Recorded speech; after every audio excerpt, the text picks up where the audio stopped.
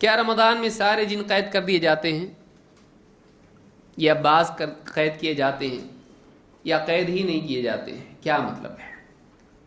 اس معاملے میں مختلف اقوال اہل علم کے ہیں۔ بعض نے کہا کہ سارے جن قید کر دیے جاتے ہیں، قید کا مطلب قید۔ بعض دوسرے علماء نے کہا کہ نہیں، اس سے مراد جنات کا قید کرنا نہیں ہے، بلکہ روزے دار اپنے آپ کو چونکہ روزے میں جکڑ لیتا ہے، اس وجہ سے شہوتیں اس کی کمزور ہو جاتی ہیں اور شیاطین کے وسوسوں کا اثر اس پر نہیں ہو پاتا ہے، اس اعتبار سے وہ کمزور ہو جاتے ہیں کہ ان کا بس روزے دار پر نہیں چلتا ہے۔ یہ دوسرا قول ہے کہ قید تو نہیں ہوتے ہیں لیکن اس پر زور ان کا نہیں چلتا ہے۔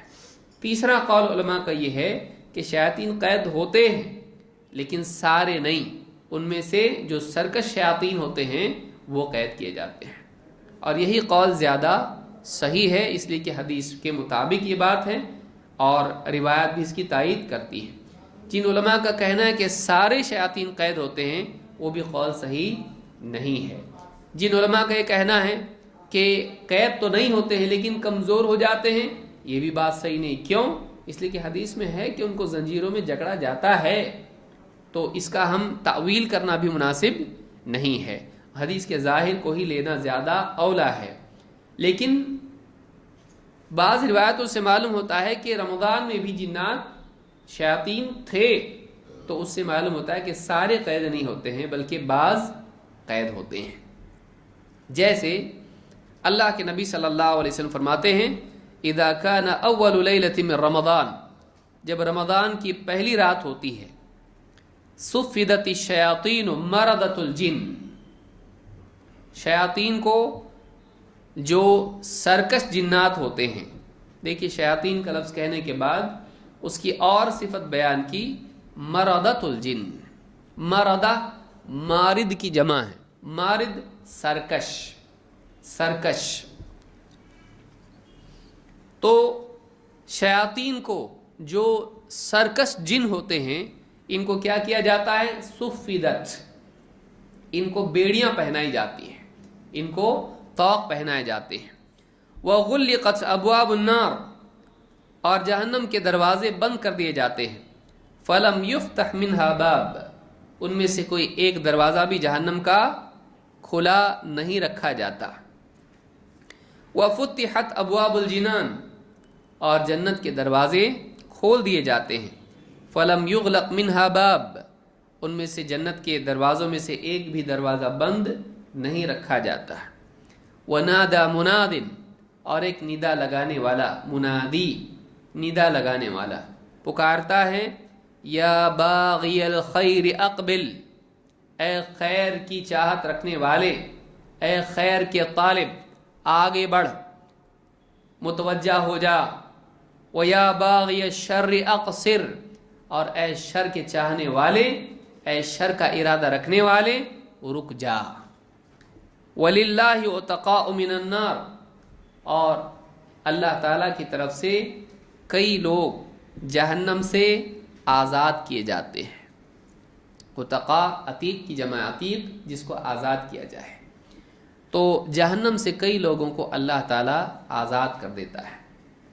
اور بعض روایتوں میں آیا ہے کہ وَذَلِكَ فِي كُلِّ لَيْلَةٍ، یہ ہر رات ہوتا ہے، یعنی جہنم سے آزاد کیا جانا ہر رات ہوتا ہے۔ تو یہ سوچئے، یہاں کئی باتیں اللہ کے نبی صلی اللہ علیہ وسلم نے بیان کی، جس میں سے پہلی بات یہ ہے کہ صفدت الشیاطین مردۃ الجن، شیاطین، سرکش جنات، ان کو قید کیا جاتا ہے۔ کیوں قید کیا جاتا ہے؟ علماء نے کہا اس کی وجہ یہ ہے کہ روزے داروں کو پریشان نہ کریں، اس کے لیے انہیں قید کیا جاتا ہے۔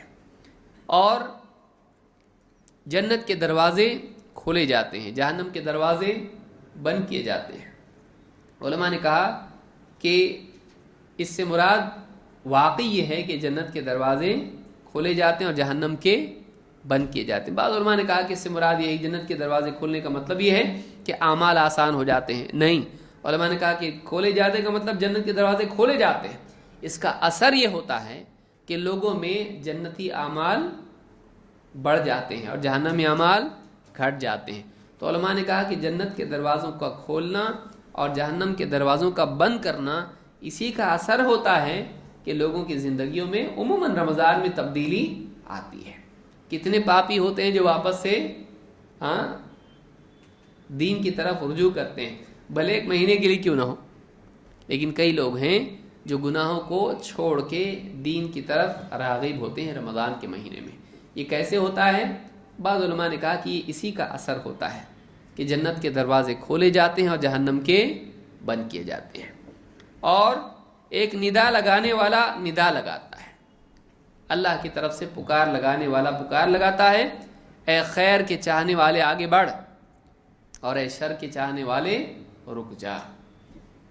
اور اللہ تعالیٰ بہت سے بندوں کو جہنم سے آزاد کرتا ہے. یعنی بہت سے بندے ایسے ہوتے ہیں کہ جن کی عملی زندگی اس درجے میں پہنچ چکی ہوتی ہے کہ اگر مر گیا تو جہنم میں چلا گیا، لیکن اللہ تعالیٰ اپنی رحمت سے ایسے بندوں کو جہنم کے عذاب سے آزاد کر دیتا ہے. یعنی وہ لائق ہو چکا ہے لیکن اللہ معاف کر دیتا ہے. کیوں؟ اللہ مالک ہے، اللہ تعالیٰ رب العالمین ہے، وہ بادشاہ ہے، جس کو چاہے سزا دے، جس کو چاہے معاف کر دے. ہاں وہ بے گناہ کو سزا نہیں دیتا لیکن گناہگار کو معاف کر سکتا ہے. سمجھ میں آئی بات؟ وہ ایسا نہیں کرے گا کہ بے گناہ کو خامخواہ سزا دے، ایسا نہیں کرے گا. یہ ظلم ہوتا ہے کہ ایک آدمی کا گناہ نہیں اور سزا ہو اس کو، اللہ ایسا نہیں کرتا ہے. ہاں لیکن اللہ تعالیٰ ایک گناہگار کو معاف کر دے تو یہ کیا ہے؟ اس کی رحمت ہے، یہ ظلم نہیں ہے، یہ رحمت ہے. تو اللہ تعالیٰ جس کو چاہے معاف کر دے. تو اس مہینے میں اللہ تعالیٰ بعض بندوں کو جہنم سے آزاد کر دیتا ہے. اس حدیث کو امام الترمذی، ابن ماجہ، ابن حبان، حاکم اور بہقی نے روایت کیا ہے اور الفاظ ابن خزیمہ کے ہیں. تو اس سے یہ بات معلوم ہے کہ بعض شیاطین کو قید کیا جاتا ہے، نہ کہ سارے. اس کی تائید مزید اور احادیث سے بھی ہوتی ہے.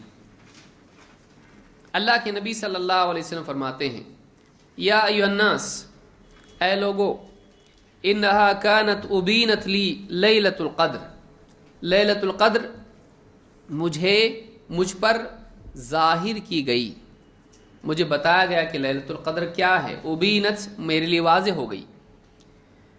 وَإِنِّي خَرَجْتُ لِأُخْبِرَكُمْ بِهَا، اور میں اپنے گھر سے باہر نکلا تھا کہ تمہیں لیلۃ القدر کے بارے میں خبر دوں، بتاؤں. فَجَاءَ رَجُلَانِ، لیکن دو آدمی آئے، يَحْتَقَّانِ، آپس میں جو لڑ رہے تھے اپنے حق کے لیے. يَحْتَقَّانِ، ہر ایک کہہ رہا تھا کہ حق پر میں ہوں، وہ اپنے حق کے لیے لڑ رہا تھا. مَعَهُمَ الشَّيْطَانُ، اور ان دونوں کے ساتھ شیطان تھا. مَعَهُمَ الشَّيْطَانُ فَنُسِّيتُهَا، تو مجھے یہ رات بھلا دی گئی. یہ بخاری کی روایت اور یہ رمضان کے مہینے کا واقعہ ہے.